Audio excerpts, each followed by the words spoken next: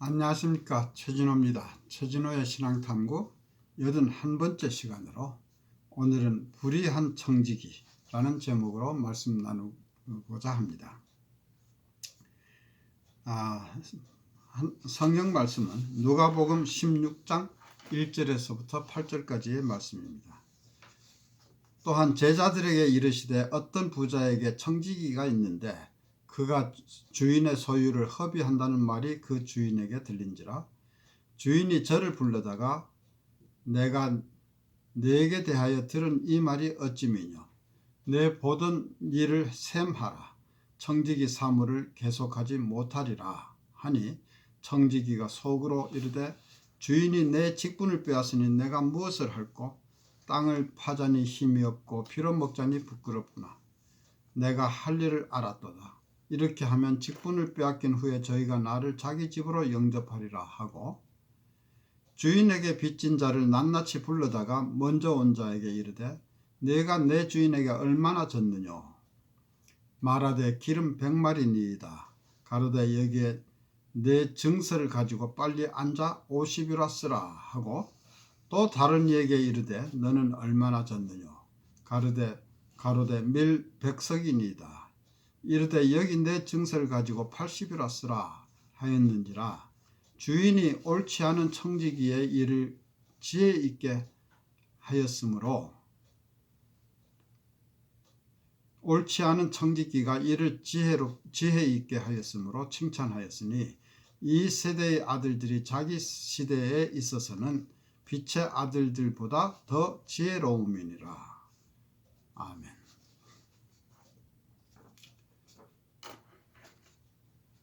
누가복음 16장에 기록되어 있는 그 예수님의 이 비유의 말씀을 흔히 불의한 청지기 또는 약삭빠른 청지기의 비유라고 합니다. 이 이야기의 내용을 이해하기는 어렵지 않습니다.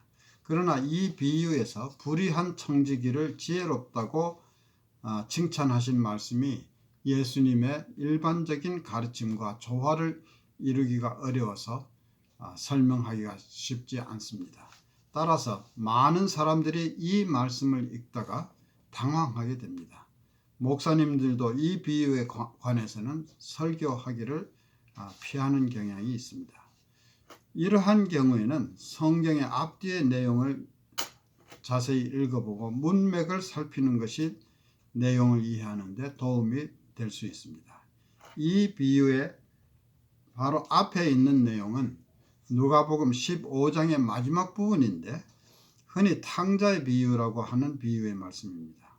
이 비유의 요점은 은혜로우신 하나님의 이야기인데 탕자가 집을 떠나 아버지로부터 받은 많은 재산을 다 탕진해 버린 후에 회개하고 아버지에게로 돌아온 것 같이 길을 잃었던 한 사람이라도 하나님께로 돌아오는 것은 천국에서 큰 기쁨이라는 의미입니다.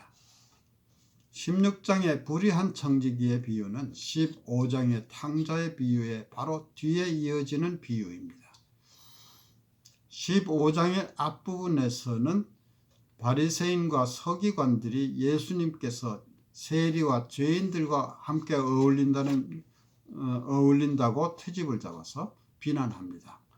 왜 의인들인 자기들과는 어울리지 않고 죄인들과 어울리는가 라고 원망했습니다. 이후 15장 전체의 말씀은 사실상 그 질문에 대한 대답이라고 볼 수 있습니다. 예수님은 마가복음 2장 17절에서는 건강한 자에게는 의원이 쓸데없고 병든 자에게라야 쓸데있느니라. 나는 의인을 부르러 온 것이 아니요 죄인을 부르러 왔노라고 하셨습니다. 하나님은 거룩하시고 공의로우신 분이지만 동시에 은혜로우시고 우리를 구원하시는 하나님이십니다. 예수님은 모든 잃어버린 자들을 찾으시는 일을 하시고 있고 그것은 하나님의 성품인 것입니다. 하나님은 잃어버린 자들을 찾으시고 그들에게 다가가십니다. 탕자의 아버지가 돌아온 탕자를 기쁘게 맞아들인 것 같이 하나님은 길을 잃었던 자들이 돌아오면 기쁘게 맞아들이십니다. 우리가 어떤 잘못을 범했더라도 회개하고 하나님께로 돌아오면 하나님은 우리를 환영하십니다. 15장은 전체적으로 하나님에 관한 말씀입니다. 우리가 하나님께로 돌아오면 이것이 하늘나라에서 얼마나 큰 기쁨이 되는지를 말하고 있습니다. 예수님은 15장에서 하나님은 어떤 분이신가에 대해서 말씀하셨고, 이어서 16장에서는 이러한 하나님에 대해서 우리는 어떻게 반응해야 하는가를 말씀하시는 것입니다. 16장에서도 한 부자에 관한 이야기로 시작됩니다. 그에게 한 청지기가 있었습니다. 이 청지기는 어떤 사람이었는가? 그는 정직하지 못한 사람이었고 주인의 소유를 허비했습니다. 이 사실이 그 주인에게 알려져서 결국은 해고당하게 되었을 때 그는 약삭빠른 꾀를 생각해냅니다. 주인에게 빚진 자들을 불러다가 빚을 줄여줌으로써 은혜를 베풀어서 자기가 어려움에 처할 때 자기를 도와주도록 상황을 만듭니다. 자신의 재산이 아닌 주인의 재산으로 그들에게 인심을 써서 환심을 사는 것입니다. 예수님은 주인이 이 옳지 않은, 즉 부정직한 청지기가 이를 지혜 있게 하였으므로 칭찬하였다고 하십니다. 바로 이 부분이 이해하기 어렵습니다. 이것은 평소 예수님의 가르침과는 배치되기 때문입니다. 우리의 통념상 이런 불의한 사람을 지혜 있다고 하는 것은 수긍이 되지 않습니다. 불의한 사람이 약삭빠르게 행동했다고 하는 것이 그나마 자연스러운 표현이라고 생각이 됩니다. 어떤 주석자들은 이 비유를 설명하기 위해서 억지 상황을 설정하기도 합니다. 이를테면 그의 주인은 빚진 자들에게서 이자를 받았는데 이것은 이 돈을 빌려줄 때 이식을 취하지 말라는 레위기 25장에 있는 계명을 어긴 것인데, 이 청지기는 그에 해당되는 만큼을 미리 감해 주었기 때문에 그의 행동은 나쁜 것이 아니라는 주장입니다. 또 하나의 설명은 이 청지기는 그 주인으로부터 보수를 받을 권리가 있었지만 받지 못하고 있었는데 자신이 받을 보수 대신 빚진 자들에게 빚을 감해준 것이기 때문에 나쁜 것이 아니라는 것입니다. 그러나 이런 주장들은 모두 자연스러운 해석이 아닙니다. 억지로 꿰어 맞춘 것 같은 느낌을 줍니다. 이 청지기의 행동은 분명히 도덕적으로 옳지 않았고 예수님도 그를 옳지 않은, 즉 부정직한 청지기라고 하셨습니다. 그리고 그는 그 때문에 그 주인으로부터 해고당하는 처지에 놓이게 된 것입니다. 그런데 해고당하는 현실에서 그는 재치 있고 신속하게 행동을 했습니다. 이것이 바로 이 비유의 핵심 포인트입니다.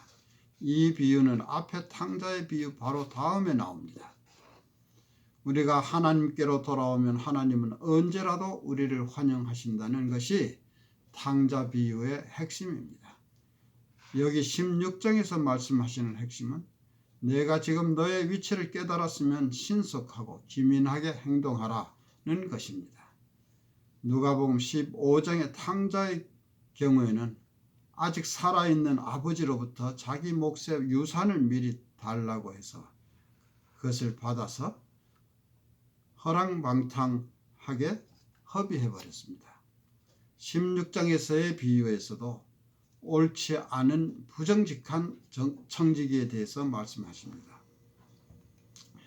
이 비유에 대한 8절의 설명에서 예수님은 이 세대의 아들들이 자기 시대에 있어서는 빛의 아들들보다 더 지혜로움이라고 하셨습니다.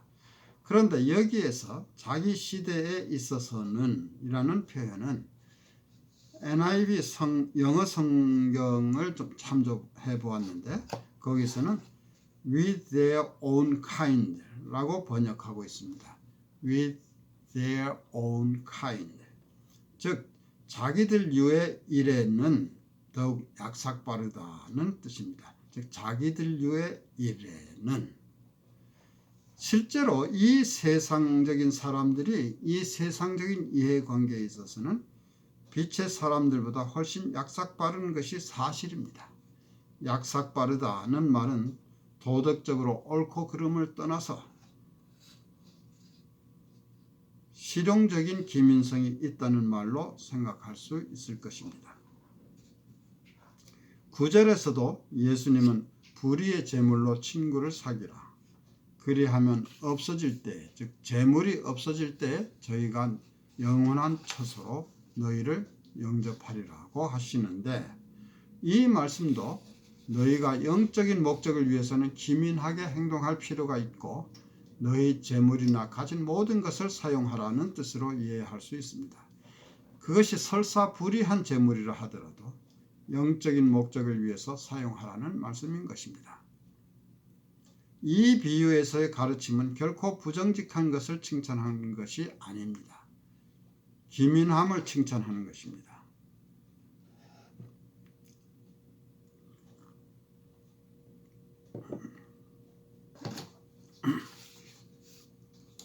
세상의 재물, 그것이 설사 의롭지 못한 방법으로 만들어진 것이라 할지라도 그 재물을 영원한 처소를 위해서 사용하라는 말씀이며 동시에 충성됨을 강조하시는 것입니다. 여기에서 영원한 처소를 위해 사용한다는 것이 무엇을 말하는가를 생각해 볼 필요가 있습니다. 영원한 처소란 천국을 의미한다고 볼 수도 있습니다. 천국을 위해서 영원한 재물을 사용한다는 것은, 즉 천국을 위해서 재물을 사용한다는 것은 우리가 가진 재물을 하나님의 뜻에 따라 선교나 구제 등의 옳은 일에 사용하는 것을 말합니다. 이 비유의 말씀의 궁극적인 핵심은 하나님 나라를 위해서 돈을 종으로 삼으라는 것입니다. 돈만이 아니라 시간까지도 포함하여 우리가 가진 모든 것을 천국에 들어가기 위한 수단으로 삼으라는 것입니다. 가진 재물이나 모든 것을 영원한 삶을 위해서 사용하라. 다시 말하면 하나님 나라를 위해서 재물을 너희 종으로 삼으라. 사람이 돈의 노예가 되지 말고 돈을 사람의 노예로 부리라 는 말씀으로 결론 지을 수 있습니다. 이후 예수님은 10절에서부터 12절까지 해서 다시 충성된 자에 관한 말씀을 하십니다.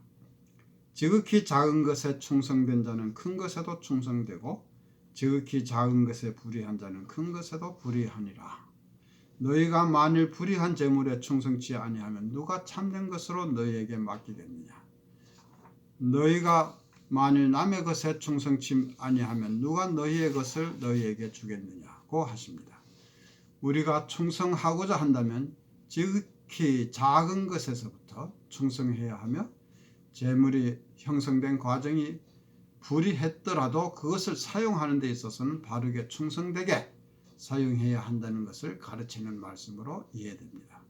이 비유는 엄밀히 말해서 돈 자체만에 관한 교훈이 아닙니다. 단지 교훈을 위해서 돈을 예로 든 것입니다. 우리가 하나님으로부터 부여받은 모든 것에 해당되는 말씀인 것입니다. 하루하루의 삶이 하나님 나라를 위한 삶이 되어야 하는 것입니다.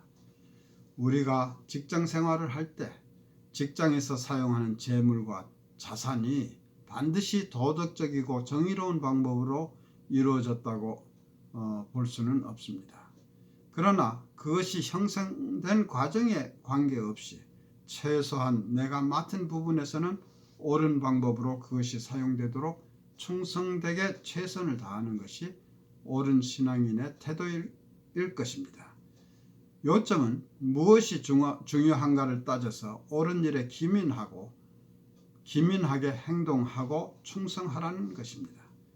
우리는 어리석거나 약해야 할 이유가 없습니다. 영원한 처소를 위해서 모든 지혜를 동원하고 우리가 가진 모든 것을 사용해야 하는 것입니다.